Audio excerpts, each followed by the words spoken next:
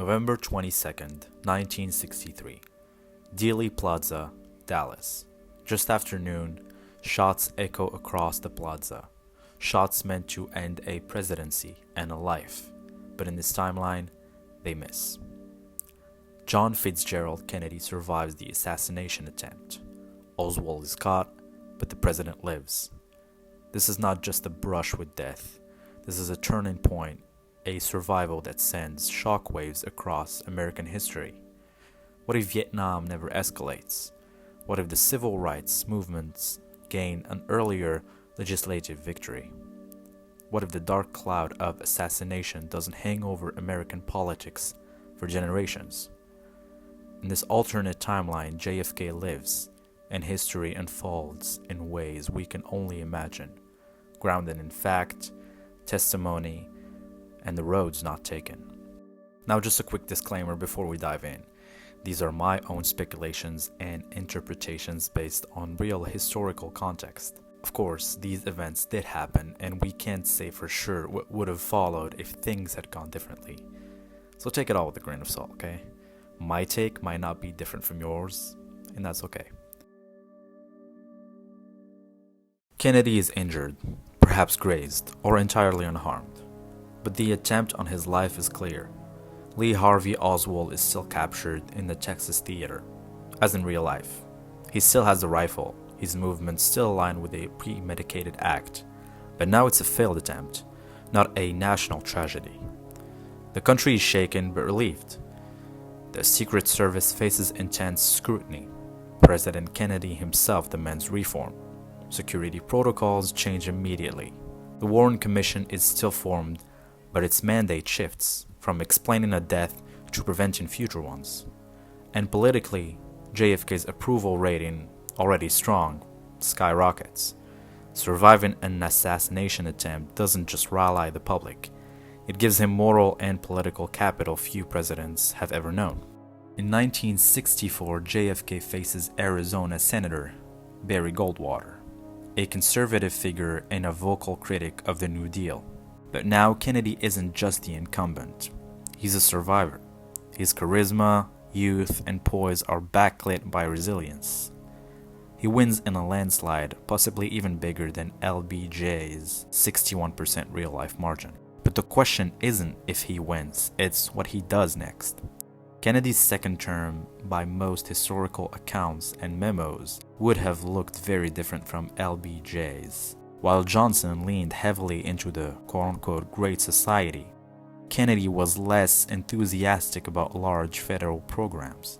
He preferred targeted intervention over sweeping bureaucracy. But he knew civil rights was a moral imperative, and surviving a shooting may push him to act faster, harder, more publicly. Vietnam becomes the central point into this alternate timeline. In real life, Kennedy had increased the number of US advisors in South Vietnam to 16,000 by 1963, but he was skeptical about a full-scale commitment. He privately told aides he wanted to withdraw troops after the 1964 election. In National Security Action Memo 263, issued just before his death, Kennedy approved plans to withdraw 1,000 advisors. After his assassination, LBJ reversed course and escalated dramatically. In this new timeline, with JFK alive and re-elected, the military-industrial pressure to contain communism is real, but Kennedy stands firm. He continues supporting the South Vietnamese government with limited US involvement, possibly using CIA and special forces rather than ground troops. Without the Gulf of Tonkin incident of 1964, engineered under Johnson, there is no blank check, no mass draft, no Kent State. The anti-war movement still exists, but not on the same scale. America's cultural rupture over Vietnam, possibly avoided. JFK's relationship with civil rights was evolving. In 1961, he was cautious, hesitant to alienate Southern Democrats. But by June 1963, after Birmingham and the rising tide of protest, he called civil rights a quote-unquote moral issue.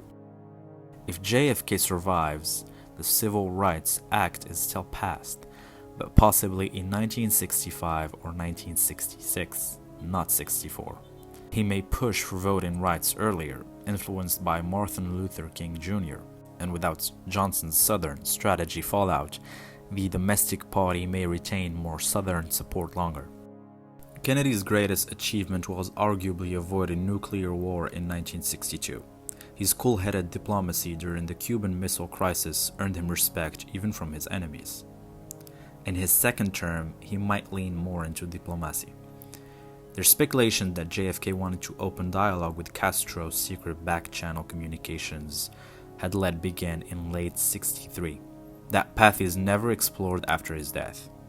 And with Khrushchev still in power until '64, Kennedy's consistent leadership may usher in early détente, slowing the arms race, and focusing instead on space exploration, trade, and cultural exchange.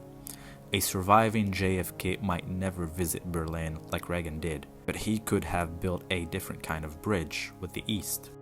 History didn't stop for Dallas, it got darker. MLK was killed in 1968, so was Robert Kennedy. But in a world where JFK lived, the political and emotional field is different. Robert Kennedy may never run in 1968, not as a grieving brother but as a successor. He might run in 1972 instead, building a campaign on continuity rather than loss.